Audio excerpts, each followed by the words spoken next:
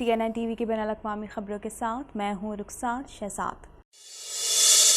Canadian صوبے Ontario میں کم عمر بچوں کی ویکسینیشن کا آغاز کر دیا گیا ہے۔ مزید تفصیلات جانتے ہیں اس رپورٹ میں۔ کینیڈین صوبے اونٹیریو میں کم عمر بچوں کی ویکسینیشن کا آغاز کر دیا گیا ہے اور اس سلسلے میں ابتدائی طور پر 5 سے 11 سال تک کی عمر کے بچوں کو مقامی اسپتال میں ویکسین لگائی گئی۔ اس حوالے سے ٹورنٹو کے میئر جان ٹوری، صوبے کی ہیلتھ منسٹر کرسٹین ایلیٹ اور دیگر اعلیٰ حکام موجود تھے۔ حکام کا کہنا تھا کہ بچوں کو Pfizer BioNTech shot لگائے گئے ہیں۔ ہیلتھ منسٹر نے بتایا کہ بچوں کو ویکسینیشن لگانے کے لیے صرف منتخب شدہ کلینکس کو منظوری دی گئی ہے۔ دوسری جانب بچوں کے لیے کرونا ویکسین کی پہلی کھیپ کینیڈا پہنچ گئی ہے، جس سے صوبوں اور خطوں کے لیے بڑے پیمانے پر حفاظتی ٹیکوں کی مہم کے اگلے مرحلے کے لیے منصوبہ بندی شروع کرنے کا راستہ صاف ہو گیا۔ ہیلتھ کینیڈا کی جانب سے کہا گیا ہے کہ فائزر ویکسین کے ایک ترمیم شدہ ورژن کو اس آبادی میں استعمال کے لیے لائسنس دیا گیا ہے اور اوٹاوا نے وعدہ کیا کہ کچھ انجیکشن 48 گھنٹوں کے اندر کینیڈا کی سرزمین پر لگ جائیں گے۔ حکام نے کہا کہ ہفتے کے آخر تک کینیڈا کے پاس 2.9 ملین خوراک ہوں گی، جو نئے منظور شدہ عمر کے خطوط میں ہر بچے کو پہلی خوراک دینے کے لیے کافی ہے۔ ہیلتھ کینیڈا کی منظوری فارماسیوٹیکل کمپنیوں کی جانب سے حفاظت اور افادیت کے اعداد و شمار کے ایک ماہ طویل جائزے کے بعد سامنے آئی۔ ٹورنٹو میں پاکستان کے قونصل جنرل نے کہا ہے کہ حکومت کی ہدایت کے سبب کینیڈا بالخصوص ٹورنٹو میں پاکستانی مصنوعات متعارف کرانے اور پاکستانی پروڈکٹس کی ایکسپورٹ بڑھانے کے لیے کوششیں جاری ہیں۔ مزید تفصیلات جانتے ہیں اس رپورٹ میں۔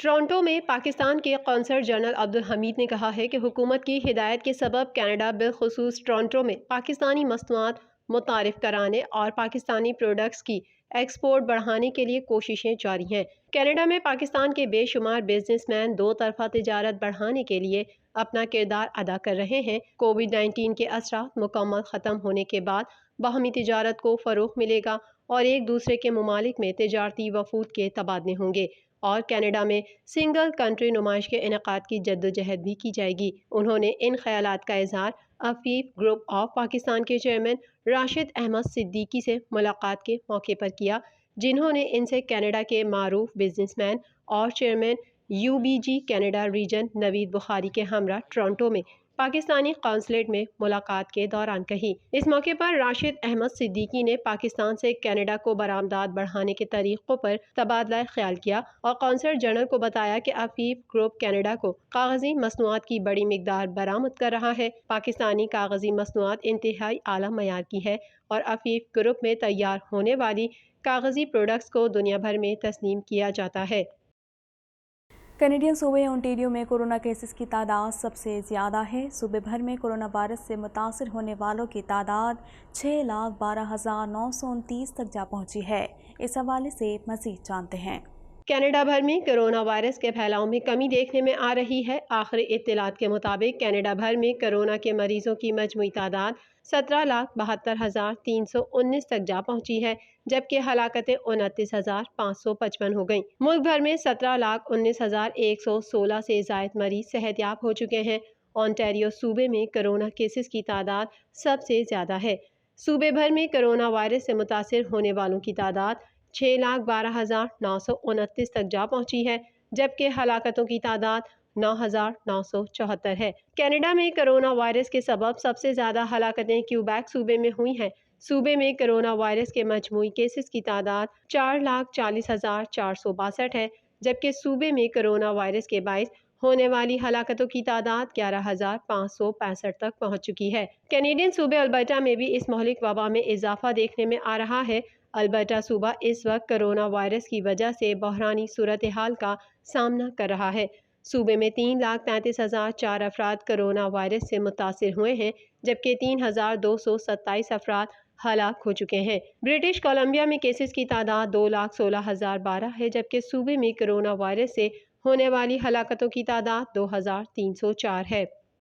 خلیج فارس کے پانیوں پر امریکہ کی بحریہ اور ایران کی پاسداران انقلاب کے اہلکاروں میں گھمسان کی جھڑپ ہوئی، جس میں ایران کے 9 اہلکار مارے گئے۔ مزید جانتے ہیں اس رپورٹ میں۔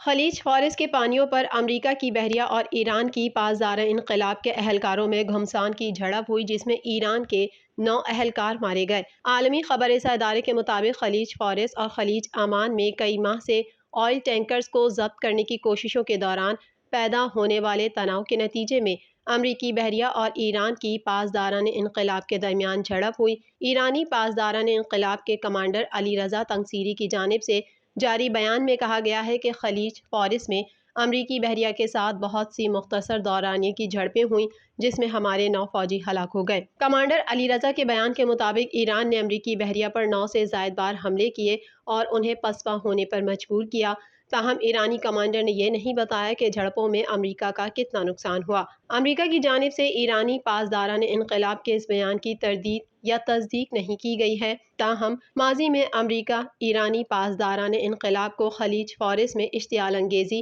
اور جارحیت پر متنبہ کر چکا ہے۔ واضح رہے کہ حال ہی میں ایران نے بحیرہ عمان میں امریکی بحری افواج سے جھڑپ کے بعد ویتنام کا ایک آئل ٹینکر کو قبضے میں لے لیا تھا، تاہم ایک ہفتے بعد فریقین کے درمیان مذاکرات کے بعد جہاز کو چھوڑ دیا گیا تھا۔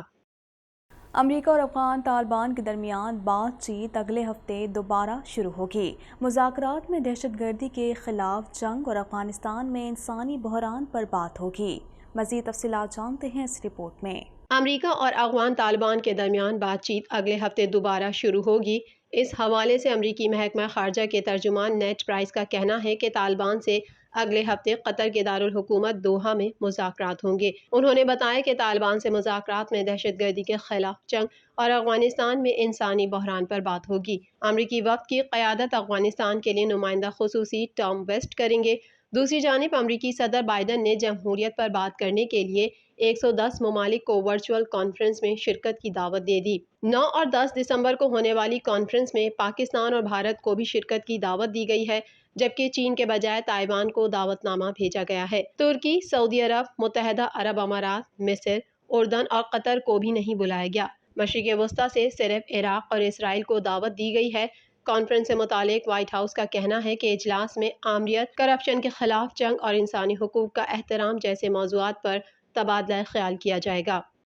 عالمی ادارہ صحت WHO نے آئندہ 5 ماہ کے دوران یورپ میں کورونا سے مزید 7 لاکھ ہلاکتوں کا خدشہ ظاہر کیا ہے۔ مزید تفصیلات جانتے ہیں اس رپورٹ میں۔ عالمی ادارہ صحت نے آئندہ 5 ماہ کے دوران یورپ میں کورونا سے مزید 7 لاکھ ہلاکتوں کا خدشہ ظاہر کیا ہے۔ عالمی ادارہ صحت نے اپنے بیان میں کہا کہ اگر کیسز اسی تیزی کے ساتھ رپورٹ ہوتے رہے اور مریضوں کی حالت خراب رہی تو مارچ 2022 تک یورپ میں ہلاکتوں کی مجموعی تعداد 22 لاکھ تک پہنچ جائے گی، جبکہ اس بار آنے والی لہر سے ہلاکتیں ماضی کے مقابلے میں تیزی سے رپورٹ ہو رہی ہیں۔ 49 ممالک میں صورتحال زیادہ تشویشناک ہونے کا خدشہ ہے۔ WHO نے اعتراف کیا کہ یورپ اور وسطی ایشیائی ممالک میں بروقت علاج کی وجہ سے کورونا اموات کی شرح میں کمی ضرور آئی، مگر ڈیلٹا ویریئنٹ کی تباہ کاری کو بھی نظر انداز نہیں کیا جا سکتا۔ خیال رہے کہ حالیہ کچھ عرصے میں یورپ میں کورونا کیسز میں واضح اضافہ دیکھنے میں آیا۔ جرمنی، برطانیہ، ہالینڈ اور آسٹریلیا میں متاثرہ افراد کی تعداد میں اضافہ ہوا ہے، جس کے بعد حکومتوں کی جانب سے نئی پابندیاں بھی لگائی جا رہی ہیں۔ دنیا بھر میں کورونا وائرس سے متاثرہ افراد کی تعداد 25,92,06,806 تک جا پہنچی ہے، جبکہ اس موذی وائرس سے اموات 51,86,781 ہو گئیں، جبکہ 23,45,27,461 کورونا مریض صحت یاب ہو چکے ہیں۔ TNN TV کے نیوز بلیٹن سے فی الوقت اتنا ہی۔ مزید خبروں اور اپڈیٹس کے لیے دیکھتے رہیے TNN TV۔